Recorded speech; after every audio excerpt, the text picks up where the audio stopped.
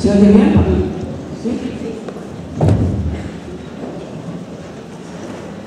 Bueno, vamos a empezar.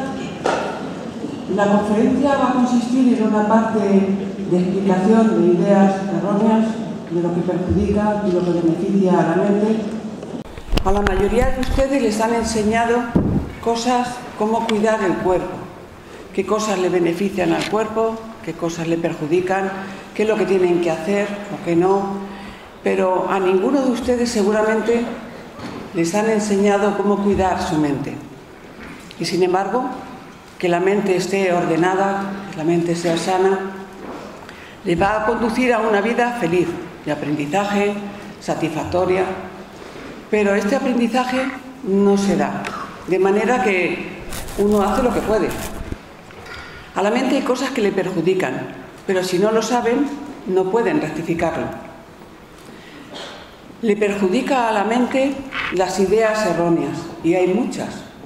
Por ejemplo, en esta sociedad está muy potenciado la fantasía. La fantasía es un problema que genera adicción. Mucha gente, seguramente muchos de ustedes, fantasean con un futuro mejor o con ideas que les gustaría tener, por ejemplo, que les toque la lotería, que alguien se enamore de ustedes, que son importantes. Y eso lo hace la mente para escapar de los conflictos que tiene en su vida cotidiana. Esa forma de fantasía genera unas emociones, uno se cree eso, la mente llega a creerse que eso es así y genera emociones placenteras, obviamente emociones falsas, es como una droga psicológica, igual que la droga genera emociones y sensaciones placenteras, en este caso no se toma ninguna sustancia, la genera el cerebro al imaginar posibles futuros extraordinarios y por lo tanto también es adictiva. Si observan los que fantaseen, verán que es muy difícil dejar de fantasear, porque como produce un cierto placer, la mente se agarra a eso. Pero también, si se dan cuenta, las noches que se metan en la cama y fantaseen, verán que les cuesta más dormir, que al día siguiente están más cansados. Porque esa fantasía, para poder fantasear, han utilizado la energía del cuerpo, psicológica, para generar muchos pensamientos y muchas emociones.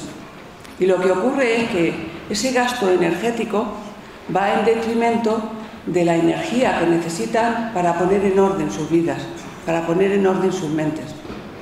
Por lo tanto, nuestro consejo es que observen la fantasía, que observen cómo fantasean, con qué cosas fantasean, por qué y qué emociones sienten. Y si pueden, poco a poco, empiecen a dejar de hacerlo. Fíjense que hoy vamos a hablar de bastantes cosas que perjudican, pero una de las que más perjudica es criticarse a uno mismo, juzgarse, sancionarse, exigirse, insultarse, que verán que si se fijan muchos mentalmente se insultan, aunque piensen, bueno, es una forma de hablar o una forma de pensar, que tonto soy, he hecho esto, que tonto soy. Ese que tonto soy es insultarse. Y hay gente que se dice muchas cosas peores. Eso perjudica muchísimo y genera mucha inseguridad. Normalmente verán que hoy vamos a ir explicando que para resolver el sufrimiento hay ideas erróneas y emociones negativas. Entre esas dos cosas, simplificando, está el malestar o el sufrimiento de cualquier situación. En el caso de criticarse, la idea errónea es creer que uno, criticándose, va a mejorar.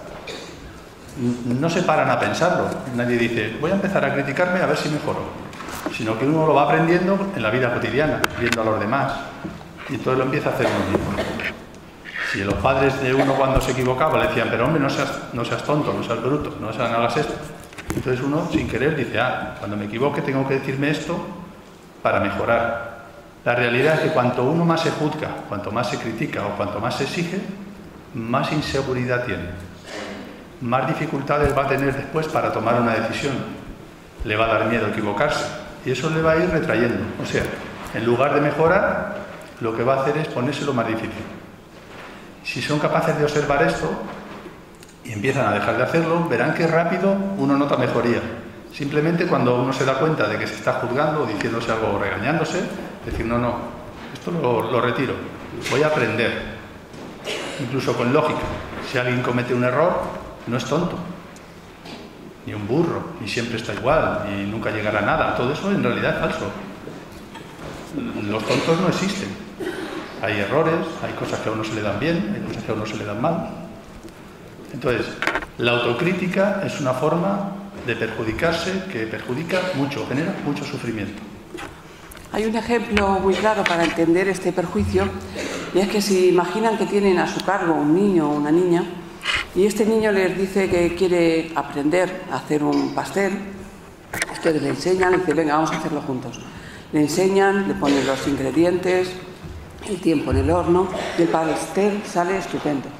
A los pocos días ese niño o esa niña quiere volver a hacer el pastel y les dice, venga, pero esta vez lo quiero hacer yo solo. El niño o la niña se pone, lo hace y el pastel sale horrible.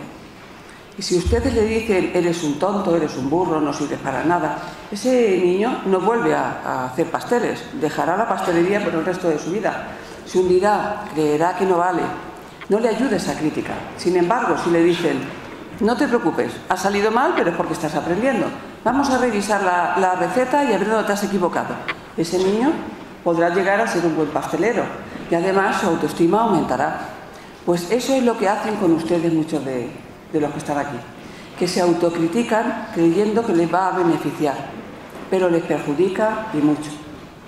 Otra forma de perjuicio es la crítica a los demás. Especialmente esa crítica es con las personas más cercanas. La mujer mentalmente, no de palabras, sino con el pensamiento, la esposa critica al marido, el marido critica a la esposa, a los padres, los hijos a los padres. Hay una crítica constante, una crítica no manifiesta, pero que está ahí. Hay veces que hay gente que nos comenta, es que le critico todo a mi mujer o a mi marido, pero vamos, que tose y lo critico. Eso genera ira, genera enfado en la persona que lleva a cabo esa actividad de crítica. Por lo tanto, eso no solamente perjudica al otro, no le perjudica, perjudica a la relación, porque internamente están dando una orden a su mente de que esa persona no es válida, que esa persona no es una persona que les interese. Es una orden que va a ir haciendo el efecto de una cuña entre ustedes y generará rencor. Ese rencor lo van a sufrir ustedes, porque las emociones las sufre quien las produce. Una persona que genera rencor porque está criticando a la otra persona, ese rencor se almacena en su mente y en su cuerpo, y lo sufren ustedes, y sufre la mente, y con el tiempo alcanzará el cuerpo y lo enfermará. Por lo tanto, no es una buena idea generar emociones negativas ni contra uno mismo criticándose, ni contra los demás criticando a los demás, porque esa crítica genera emociones que les va a ir perjudicando. Es mejor, cuando se vean que están criticando a otra persona, decir no, esto voy a dejar de hacerlo. En lugar de eso voy a tratar de entender qué me pasa con esta persona. Si no me gusta algo de esa persona, voy a tratar de decírselo de su lado, no en su contra. Y si no me atrevo, me doy cuenta que no me atrevo porque yo tengo miedo, no por culpa del otro. Naturalmente tenemos que ver la realidad. Si la otra persona es agresivo o como sea, tenemos que verlo. Pero ver la realidad no significa criticarlo, porque ver la realidad significa entender al otro y a la relación con el otro. No justificarlo, pero tampoco condenarlo. Y entonces no hay una emoción negativa. Cuando una persona es crítica con la otra, está actuando desde una emoción muy negativa. Lo mejor es que dejen de criticarlo y que aprendan qué les pasa con la otra persona y cómo resolver ese malestar. Eso es. Vamos a tratar de explicar hoy, porque entendemos que están aquí porque les interesa la psicología de alguna manera, o mejorar, o tratar de estar bien, y habrán leído un montón de cosas que se están diciendo sobre cómo ser feliz, sobre cómo resolver los problemas. Y nosotros estamos tratando de hacer ver lo que funciona y lo que no. Y la mayoría de las cosas que se divulgan no funcionan. Y vamos a explicar por qué. Por ejemplo, a uno le dicen, la empatía te puede hacer sentir bien, es buena para los demás, mejora el estado de ánimo o lo que sea. Es cierto. Y luego dices, sé empático. Pero, ¿y eso cómo se hace? O sea, sé resiliente, sé amable, sé agradecido. Es verdad, todo eso es verdad que beneficia, pero ¿y cómo se hace? O sea, ¿cómo hace uno para ser agradecido si no lo es? O si no lo siente. ¿Cómo hace uno para resolver un conflicto que cree, por ejemplo? Supongo que la mayoría se da cuenta que generar ira o responder con ira les hace sufrir. Entonces se podría decir, pues no tengas ira. Pero ¿cómo se hace eso? O sea, ¿cómo se resuelve eso? En general se dice, no tengas ira. Entonces la gente intenta no tenerla. ¿Y cómo se hace para no tenerla? Pues intenta estar muy atento y cuando le surge la ira, reprimirla. E intenta sonreír. Pero claro, es que eso no funciona. Si se llega a conseguir, lo que se está haciendo es reprimir la ira. Vamos a explicar aquí cómo habría que hacer. Como estamos diciendo que el sufrimiento o el malestar que produce cualquier conflicto, hay ideas erróneas, que son las que desencadenan la ira, por ejemplo, y luego la propia ira, la emoción. Uno tiene que procurar, razonando, primero entender la idea, que con ira uno no resuelve un problema, más bien lo empeora. Si tú quieres hacerle entender a alguien algo y le hablas enfadado, pues acuérdense cuando es al revés. Cuando a uno le van a decir algo que ha hecho mal, si el otro viene muy enfadado y gritando, pues lo primero que es ponerse a la defensiva. No dices, a ver qué me quiere decir, a ver si tiene razón, no da tiempo. Entonces uno se siente atacado y reacciona. O se achica, o se enfada, o disimula. Entonces, si eso es así, lo primero es entender que la ira perjudica las relaciones, perjudica a quien lo siente. Si uno se reprime, va a generar rencor. O sea, no tiene ninguna ventaja. Si uno no sabe cómo resolver un problema o cómo imponerse, debería aprender a ser firme, que es distinto. Ser firme es actuar con contundencia, pero sin atacar al otro. Como se cogería a un niño que va a cruzar una carretera, o como se debería, que es sujetarle y con cariño decirle, no cruces, que te puedes hacer daño, que te pueden atropellar los coches. Se actúa con firmeza y con cariño. Así es como debería actuarse. Pero ¿cómo se hace si uno en realidad se enfada y dice, voy a ser firme, pero empieza a subir el calor y no puede? ¿Cómo debería hacer? Primero, estar consciente de que tiene que haber otra manera de enfrentar la ira, o sea, de enfrentar los problemas, que tiene que aprender a ser firme, pero la ira se lo impide. Lo siguiente es aprender a resolver la ira. No decir no voy a tener ira o no me voy a enfadar, sino decir tengo que aprender a resolver esto. Tengo que aprender a resolver el enfado. ¿De dónde surge el enfado? En realidad es una reacción defensiva. ¿De dónde surge? Siempre de un miedo. Hay un temor que hace que uno reaccione con ira. Para poder resolverlo, uno tiene que acercarse, que lo explicaremos también. Tiene que acercarse a la sensación, a la emoción. Tiene que sentir la ira para no reprimirla y no reaccionar.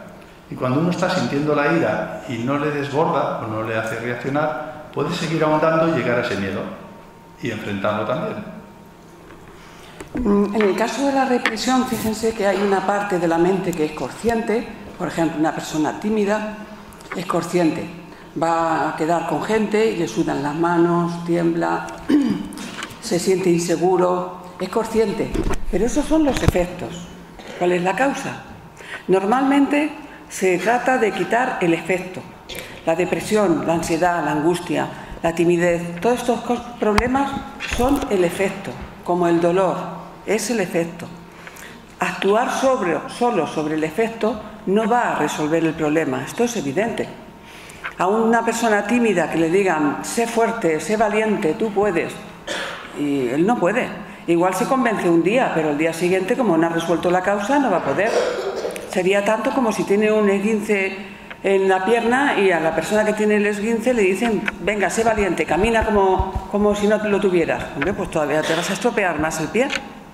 Por lo tanto, a nivel psicológico, actuar solo sobre los efectos no va a resolver la causa. Una persona tímida sabe cuáles son lo que le pasa, pero son los efectos. ¿Cuál es la causa? Puede haber muchas causas, pero un ejemplo de causa de una persona tímida obviamente es que se compara con otros y se compara con su escala de valores. Si es más fuerte, más débil, más alto, más bajo, más guapo, más feo. si tienen don de gente, si no lo tienen. Y con esa escala de valores externa se compara con otras personas y en esa comparación él se siente inferior. Obviamente, si se siente inferior a la mayoría, eso va a producir miedo a la hora de relacionarse con la otra persona.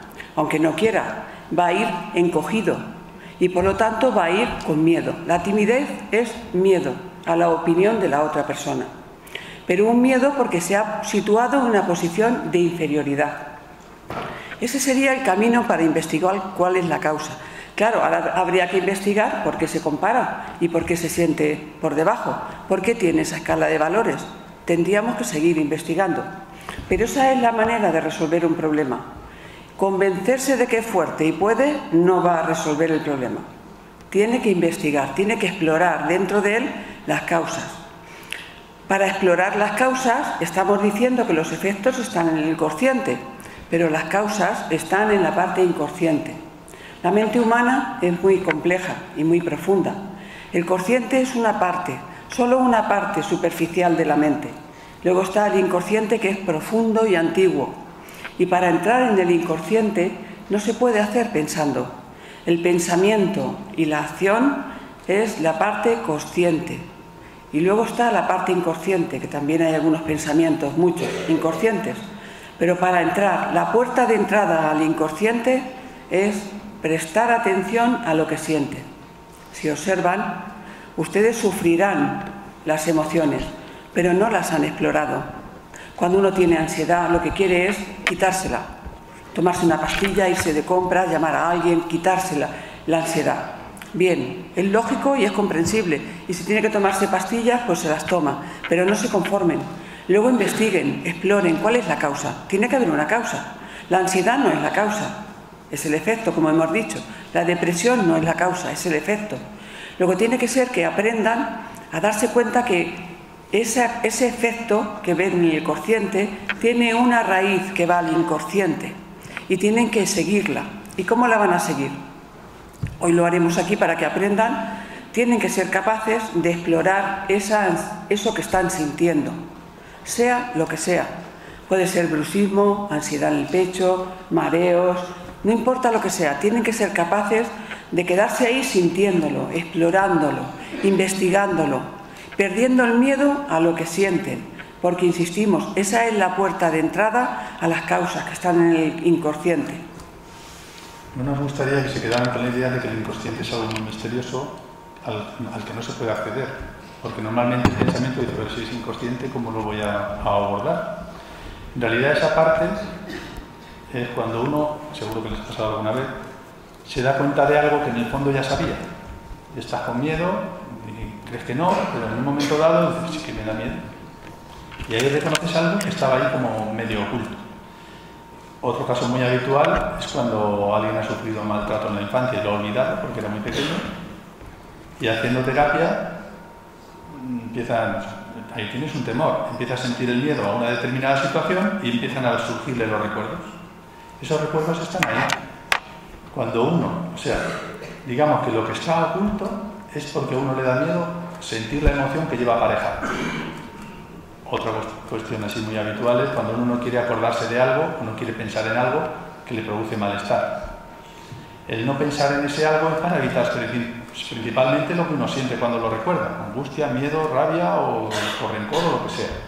Pero si uno se atreve a sentirlo y le pierde el miedo y pierde fuerza, entonces puede volver a pensar en eso. Entonces puede darse cuenta de eso que está ahí, que uno no quiere ver, que uno ha querido ocultar. Otra idea fundamental es darse cuenta de que no hay nadie más valioso que otro. Todos los seres humanos son valiosos. Un niño de 4 años no vale menos que uno de 6, porque sepa menos. Cada uno está en su momento, en su etapa, y cada uno está en su sitio como debe estar. Pues con los seres humanos pasa igual. Habrá unos que tengan más capacidades que otros, otros que se les den bien unas cosas, otros que crean que no tienen ninguna capacidad, cosa que no es real. Pero como ser humano no somos iguales, pero somos igual de valiosos. Luego, si alguien cree que no, es otro conflicto a resolver. Todos los seres humanos ahora mismo tienen miedos en resolver. Hay gente que dice, no, yo no tengo miedo. a poco que rascas, bueno, y si te dijeran que estás enfermo y que tienes una enfermedad grave, eso sí. Y si tus amigos te empezaran a dar de lado, pues eso no me gustaría. Y si empiezas a pensar situaciones, en realidad hay muchos temores que pueden estar ahí controlados, pero no resueltos. Entonces lo habitual es que las personas tengan muchas cosas que le hacen sufrir. Pero como lo habitual también es tener miedo a la opinión de los demás, pues parece que todo el mundo vaya por la calle y no le pase nada. A la consulta viene gente que dice, claro, yo veo a los demás tan felices. Y esto pensamos, ¿dónde?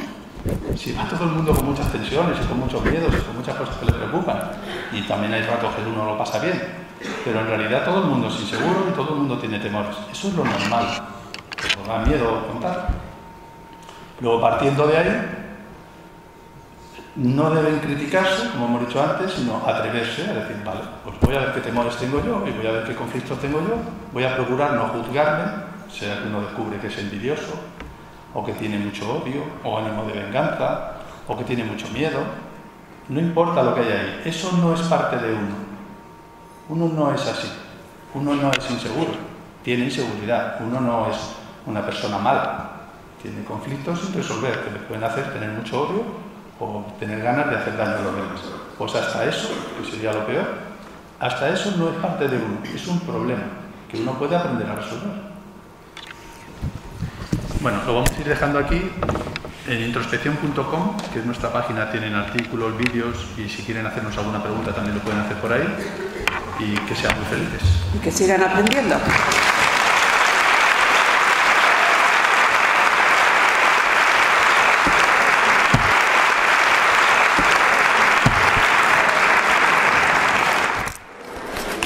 Hola, una pregunta. ¿Qué les ha parecido la conferencia? Fenomenal. Parece ¿Sí? que iba dedicada a mí, porque vamos, la verdad que me ha hecho mucho... Se llevan un buen sabor de boca, entonces. Sí, perfecto. Me alegro, me alegro. A ver si Gracias. con el libro va profundizando. Sí, lo necesitamos. Venimos a ello. Por aquí, a ver. Hola. Hola. ¿Qué tal? ¿Qué te ha parecido? La verdad que muy bien. Sí. Parecía que me lo estaban diciendo a mí y además nos ha hecho emocionarnos, nos ha hecho pensar muchísimo y la verdad que muy bien. Muy bien, nos alegramos. Gracias. ¿Qué tal? ¿Le ha gustado la conferencia? Sí, me ha encantado. ¿Sí? ¿Se lleva alguna idea principal y algún propósito? Bueno, propósitos yo me los suelo hacer todos los días. A lo mejor me paso de propósitos y tampoco es bueno. Bueno, eso ya es una idea que se ha llevado. Sí. Pues muchísimas gracias. Me han parecido unos grandes conferenciantes y muy bien su forma de atraer a las personas y sobre todo la experiencia práctica me ha parecido muy positiva. Muy bien, muchísimas gracias. De nada. Hola, buenas. ¿Qué tal? ¿Qué te ha parecido la conferencia? Interesante, aunque complicado a veces. ¿Se lleva alguna idea principal de ella? ¿Algún propósito? Propósito, escucharme. Escuchas. Muy bien, gracias. Hola, buenas. ¿Qué tal? ¿Les ha gustado? Sí. ¿Sí? ¿Se llevan alguna idea principal, algún propósito? Sí. Hola, buenas. ¿Qué tal? ¿Les ha gustado la conferencia? Sí, mucho. ¿Sí? ¿Se llevan alguna idea principal? Pues sí. ¿Algún propósito? Hacer más caso a la mente. Muy bien, muchísimas gracias. Hola, ¿qué tal? ¿Les ha gustado? Pues sí. ¿Sí? Sí. ¿Se lleva alguna idea principal? ¿Algún propósito de la conferencia? Pues lo que me llevo son unas ideas muy creativas y al mismo tiempo bastante positividad. E intentar no juzgar a las demás personas. Muy bien, pues muchísimas gracias. Nada, a ti. ¿Qué tal? ¿Le ha gustado? Sí, me ha gustado. ¿Se lleva alguna idea principal, algún propósito? Pues mira, me lo voy a leer porque como es contrario o bueno, diferente a otras cosas, por eso me lo he comprado. Muy bien, muchísimas gracias. ¿Le ha gustado la conferencia? Sí, mucho. ¿Sí? ¿Se lleva alguna idea principal? Sí, hay mucho que sanar y mucho que aprender a erradicar, ¿no? Para vivir mejor. Muy bien, pues muchísimas gracias. Hola, buenas. ¿Le ha gustado la conferencia? Sí, mucho. Hola, caballero, ¿qué tal? ¿Le ha gustado la conferencia? Sí. ¿Os lleváis algún propósito? ¿Algún propósito? Pues hombre, el examinar un poco más las emociones, ¿no? El estudiarlas cuando te pasa e intentar afrontarlas, eso... Sí, de acuerdo, totalmente de acuerdo. Muchas gracias. Ella también, sí, está de acuerdo, sí. Gracias. Nada. Hola caballero, ¿qué tal? ¿Le ha gustado la conferencia? Sí, estupenda. ¿Sí? ¿Se lleva alguna idea principal, algún propósito? Sí, que hay que trabajar el inconsciente. Muy bien, totalmente de acuerdo. Muchas gracias. Hasta luego. Hola, ¿qué tal? ¿Le ha gustado? Sí, ¿Sí? bastante, me parece. ¿Se lleva alguna idea principal, algún propósito? Sí, el poder saber que podemos conocernos más y tratar de mejorar los conflictos con alguna otra persona. Muy bien, muchas gracias.